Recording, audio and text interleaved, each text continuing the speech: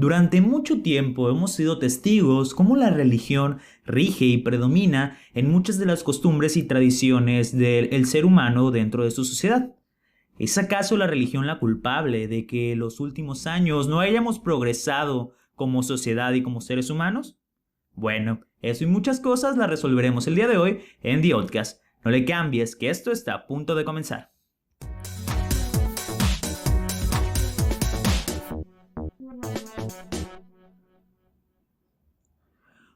Hola y bienvenido a The Outcast, el podcast donde hablamos de absolutamente todo lo relevante que suceda en el mundo y damos voz a las personas para que hablen de todo aquello que les apasiona. Como cada semana estoy aquí, mi nombre es Jason Verdugo, presentando para ti este podcast en el cual el día de hoy pues tenemos un tema un poco polémico, ¿no? Ya que últimamente, los últimos días en el país, hemos vivido una situación un poco complicada con cuestiones del aborto y todo este tipo de la legalización, la no legalización. Ha sido un drama en las redes sociales los últimos días, pero no vamos a hablar exactamente de ese tema, sino de algo que derivó de él y lo cual me resulta un poco interesante. Y es que una vez que se tocan estos temas frente a la mesa, se ponen en la mesa, resulta un poquito a salir lo que es el tema de la religión, ya que como sabemos, pues México es un país donde la religión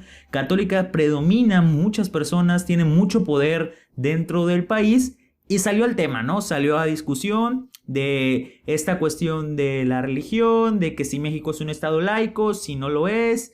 Mucha polémica, muchos pleitos, muchos comentarios en Facebook, en post de Facebook.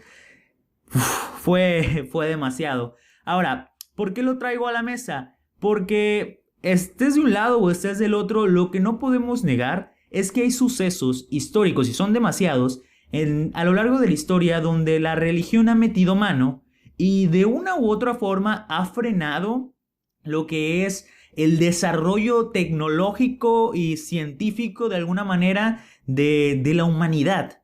¿Por qué me refiero a esto? Vamos, sabemos que la religión en la actualidad no tiene nada que ver con la religión hace muchísimos años, eso está clarísimo, pero sí hay momentos claves dentro de la historia que sí dejan un poquito mal paradas las cuestiones de religión. Repito, ya no es lo mismo, pero vamos a tocar primero que nada el tema de hoy es sobre la Biblioteca de Alejandría, la cual pudo haber significado un gran desarrollo tanto tecnológico como científico a lo largo de la historia, pero por cuestiones religiosas se vio frenado pues abruptamente. Ahora, si tú no tienes ni idea de lo que estoy hablando, bueno, para eso estamos aquí, para platicar sobre este tema y te pongo un poquito en contexto, porque ¿qué es primero que nada lo que se refiere a la Biblioteca de Alejandría como tal? Bueno, esta obviamente se encontraba en lo que es la ciudad de Alejandría, la cual pues fue, vamos así decirlo, creada después de los conflictos bélicos en el año 332 a.C. por Alejandro Magno. ¿Quién era Alejandro Magno? Bueno, pues uno de los personajes más importantes dentro de lo que es la mitología griega, un gran comandante, un gran peleador, el cual curiosamente era visto como un dios, ¿no? Por las personas, por sus seguidores, porque tenía mucho liderazgo, era un gran líder y la gente creía en él y lo seguía pues literalmente a muerte. Y todo esto, su fanatismo, vamos a hablar un poquito de Alejandro, surge yo creo primero que nada de Aquiles. Alejandro era muy fanático de Aquiles, igual como lo veían a él veía a Aquiles como una deidad, por así decirlo, y decide seguir su filosofía y convertirse en un gran guerrero y derrotar grandes tropas en nombre de pues su reino, por así llamarlo. Y es en este año que te comentaba, en el año 332, cuando Alejandro Magno, luego de expulsar a los persas de Egipto, consigue conquistar la ciudad de Alejandría. Pero no sería él quien viera la creación como tal o consolidación de la ciudad, ya que, bueno, por desgracia Alejandro muere años después, pero esto queda en manos de Timoteo I, el cual es el primer emperador, el cual es el primer faraón que no es Egipto, sino griego, en Egipto, valga la redundancia. Y este fue con el que inició pues la dinastía ptolomeica, ¿no? La cual duró muchísimo tiempo. Y es este el encargado de levantar la ciudad, porque siguiendo la filosofía de Alejandro, él fue un guerrero, asesinó muchas gentes, cometió a veces a lo mejor injusticias, pero si hay algo que tenía Alejandro es que él no estaba peleado con el conocimiento como tal. Él defendía que el conocimiento era un arma muy poderosa, la cual te ayudaba a ganar más de una batalla. Y vamos, hablar de Alejandro es hablar de una figura importante dentro de la cultura griega, muchos lo conocerán.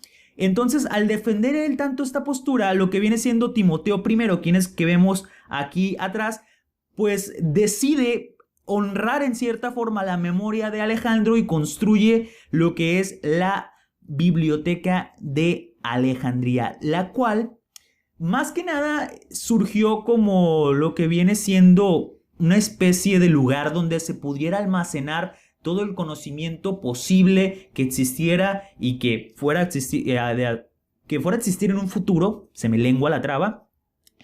Te lo leo tal cual. La misión era conseguir la mayor cantidad de conocimiento que fuera posible. Ya lo decimos en este momento. Se almacenaban libros. Bueno, en ese entonces no eran libros como tal, ¿no? Pero lo que conocemos ahora como libros. Y se invitaba a las personas a que fueran a documentarse, a que en cierta forma ellos documentaran sus investigaciones, personas que tuvieran trabajos donde realizaran investigaciones, que fueran ahí, lo documentaran y no lo dejaran ahí. Todo era válido, todo era importante con tal de conseguir la mayor cantidad de conocimiento posible en este sentido.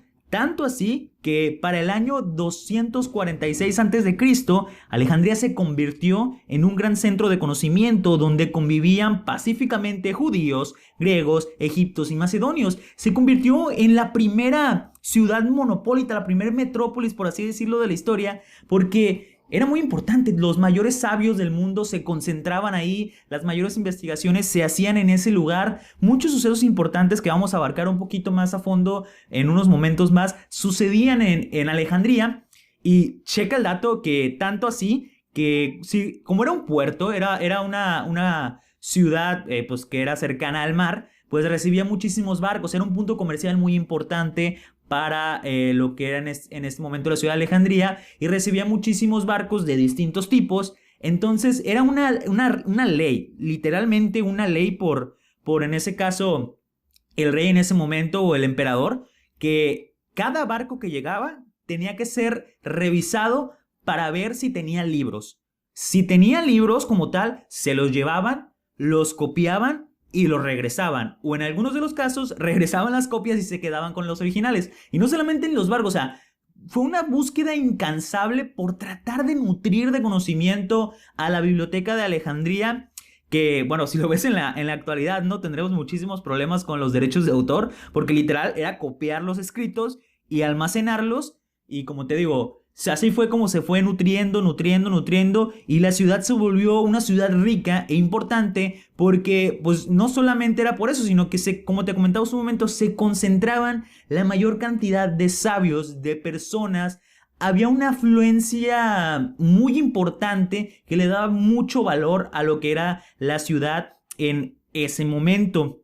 Había almacenado más de 1 millón de libros de todas las ciencias que te imaginaras, no solamente física, matemática, literatura, filosofía, todo, había de todo, tanto cosas para conocimiento como para construir, conocimiento de cualquier ciencia que existiera en ese momento, lo encontrabas completamente en la Biblioteca de Alejandría. Y tanto así, tan importante fue, que ahí es donde se hizo la primera traducción de lo que era el idioma original del Viejo Testamento al griego. Se tradujo del hebreo al griego, y este fue un trabajo realizado dentro de la Biblioteca de Alejandría. Fue un trabajo muy importante al cual se le dio muchísima importancia, pero supongo yo o imagino que ellos no eran conscientes de lo que significó como tal esa acción, esa traducción, porque estamos conscientes que en la actualidad, para bien o para mal, la Biblia creo que es el libro más vendido en la historia de los libros, por así llamarlo, pero la gran influencia que ha tenido el Viejo Testamento o la Biblia como tal en la sociedad en la actualidad se lo debemos gracias a ellos, ¿no? Porque si no se realiza esta primera traducción del hebreo al griego, pues no se hubieran dado las siguientes traducciones y estaremos hablando de una historia completamente distinta. Este trabajo también se realizó en lo que es la Biblioteca de Babilonia y tengo aquí una lista de unos cuantos más descubrimientos importantes, o solo por mencionar algunos, porque ojo, es solo de lo que tenemos registro. Hay muchísimas cosas que había en esa biblioteca de las cuales no tenemos ni idea de la cantidad de conocimiento que estaba almacenada ahí. Ya te explicaré por qué, si no conoces la historia del por qué se pierde toda esta información. Pero uno de ellos es Herófilo, el cual tenía los primeros esquemas de anatomía humana. Ya en ese tiempo ya se estaba estudiando, ya se estaba analizando el cuerpo humano y el cuerpo de algunos animales y ya se tenía registro sobre ello.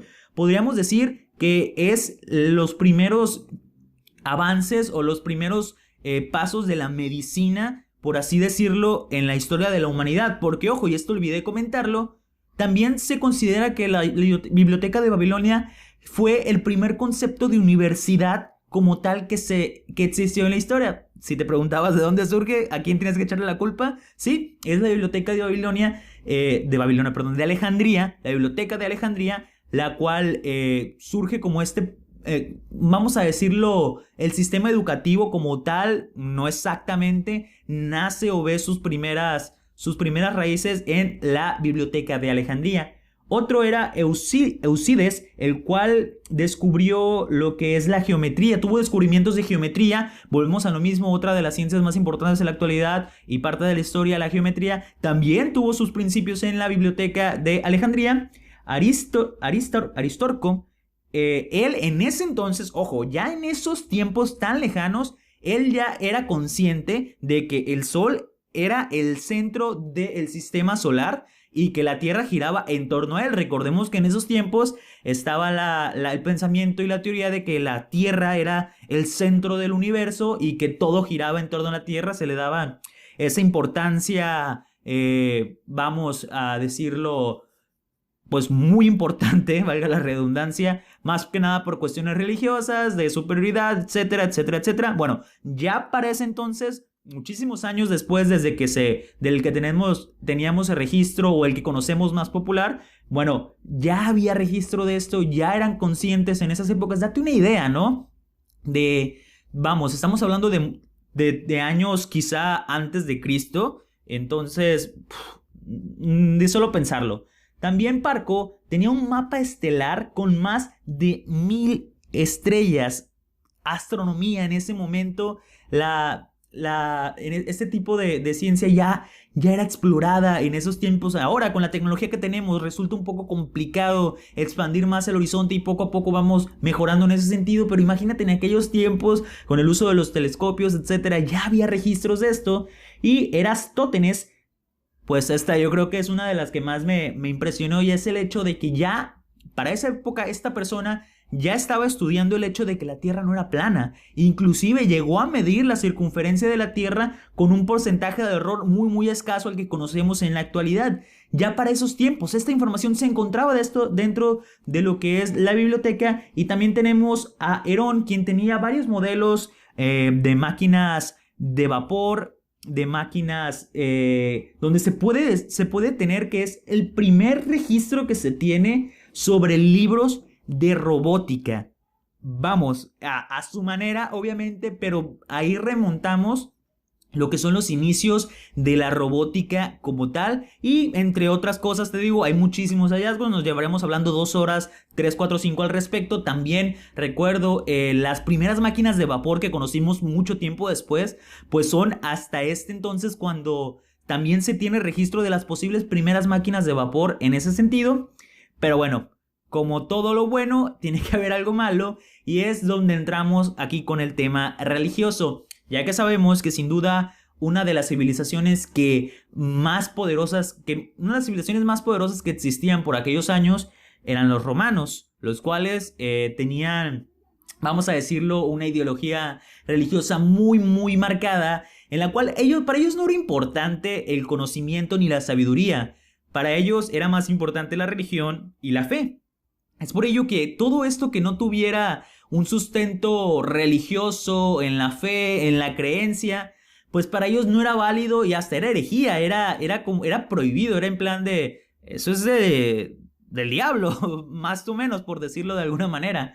Y es por ello que tenían una mentalidad completamente distinta a la que estaba llevándose a cabo en la ciudad de Alejandría y que comentábamos en un inicio era gran parte a Alejandro Magno. Ahora, había guerras civiles, nos centramos un poquito en Cleopatra, quien se enfrentaba en una guerra civil contra Ptolomeo, si no me equivoco, había una guerra civil, por lo cual Cleopatra pide la ayuda a Julio César, el cual la apoya, y es él el culpable de la quema de la biblioteca de Alejandría indirectamente, no directamente como tal, no dijo, va, la quemamos, ya, ahí está.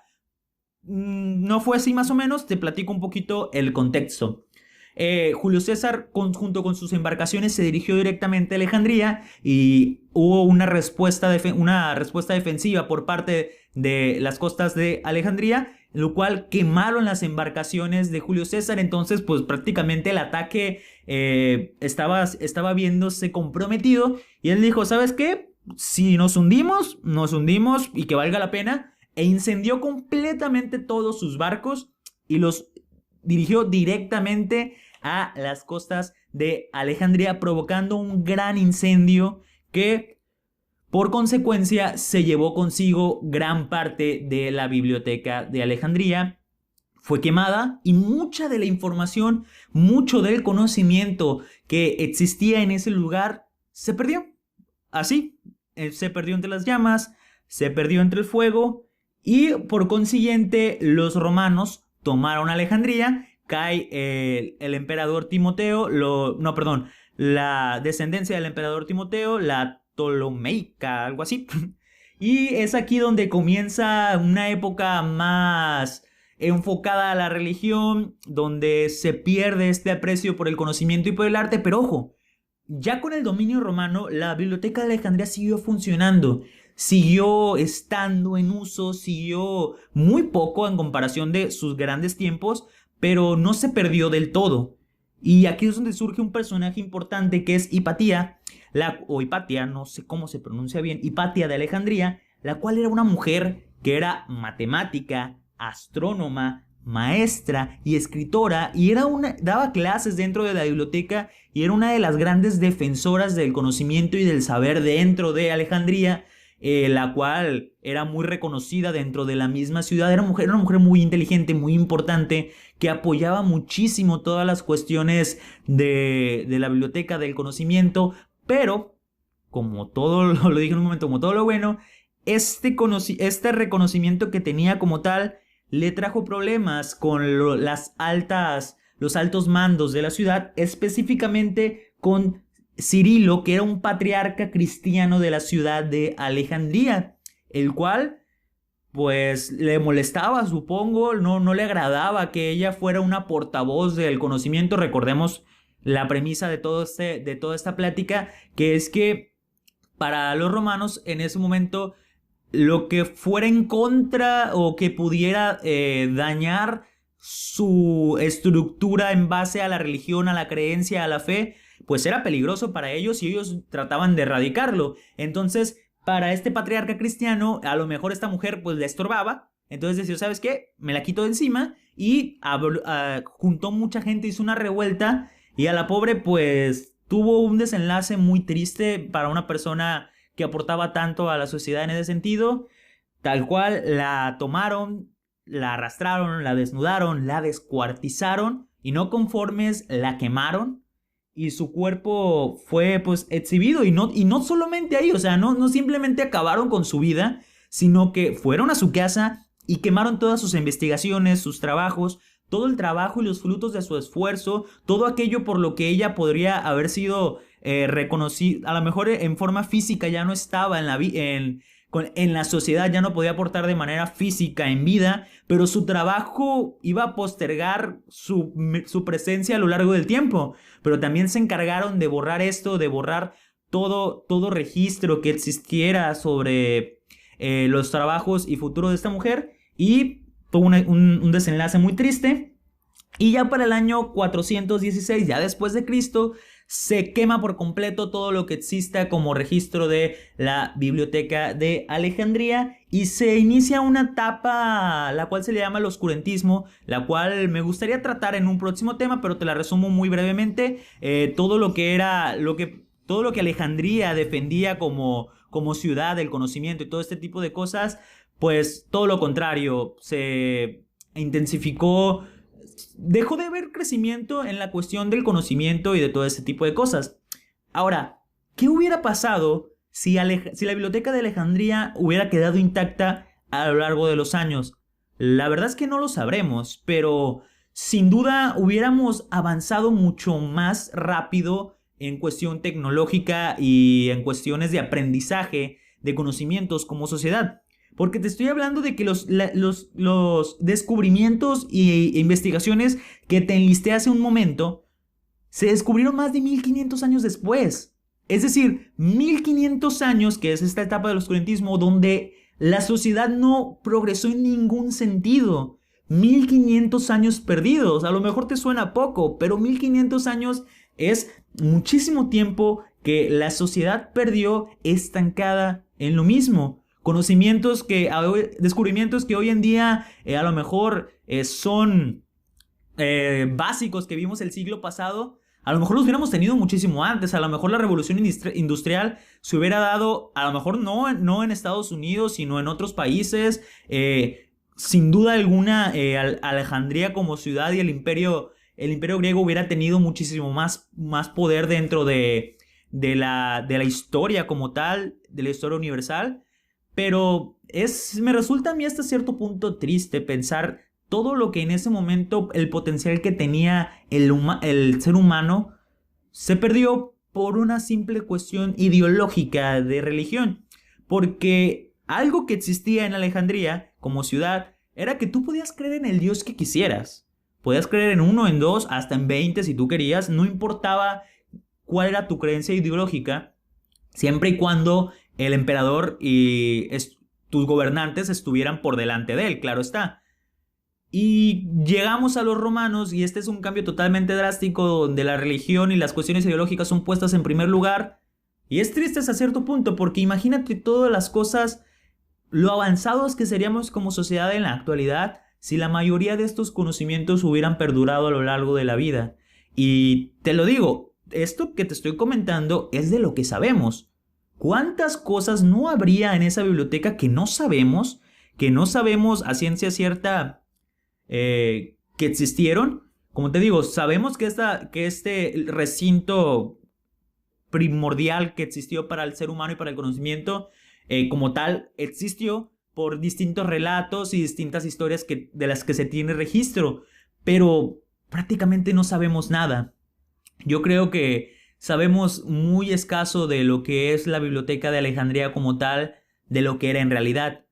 Porque te repito, muchas cosas se quedaron quemadas, muchas cosas se quemaron, se perdieron. Tantos años de conocimiento, de investigación, de todo lo que me digas, en cenizas, en simples cenizas por una cuestión de poder, una cuestión ideológica, por imposiciones. Pero vamos, es curioso, sin duda alguna, pero creo que triste, ¿no? En todo sentido. Y bueno, creo que no nos queda más que hablar de este suceso histórico que marcó sin duda alguna el andar del ser humano en este planeta y en su historia como tal. ¿Qué te pareció? La verdad, como te digo, curioso, es algo interesante, de lo cual podríamos extendernos un poquito más, pero no quiero hacerlo tan largo. Quería platicarte esta historia que me resultó un poquito curiosa, sobre todo, ya conocía un poquito el contexto, quería enfocarme un poquito más en qué había sucedido como tal. Y si te gusta este tipo de historias que te estamos contando, como te digo, me gustaría hablar de la época del oscurantismo, que es lo que surgió después de esto, investigar un poquito y tratar un poquito el tema. Dime tú qué opinas, recomiéndate también de qué te gustaría que habláramos más adelante. Las mitologías como tal, sabemos que son muy, muy importantes, ¿no? Tienen un peso muy, muy grande. Pero hay mucho de lo que se puede hablar y de lo que se puede de lo que se puede tener temas sobre esto, sin duda alguna. Y bueno, yo aquí creo que termino con esto. Tenemos un buen tiempo. Muchísimas gracias por haber visto el video, por haber estado aquí. Vamos, sin duda alguna, poco a poco vamos. Les agradezco sin duda alguna por el apoyo que tuvimos en las 2 últimas entrevistas. No van a ser las últimas, quizá tengamos pronto unas después, pero quería enfocarme a hablar un poquito más personal, platicar contigo aquí frente a frente, solamente yo. Extrañaba, ¿no? En cierta forma esto, los formatos que hemos estado trayendo. Y pues yo aquí me despido. Recuerda que como cada domingo estuvo contigo Jason Verdugo. Esto no es nada más que The Outcast, un podcast donde podemos hablar de lo que sea y le damos voz a las personas para hablar de los temas que les gustan y también para que cuenten sus historias que merecen ser escuchadas. Como cada domingo yo me despido y nos vemos la próxima semana. Hasta la próxima.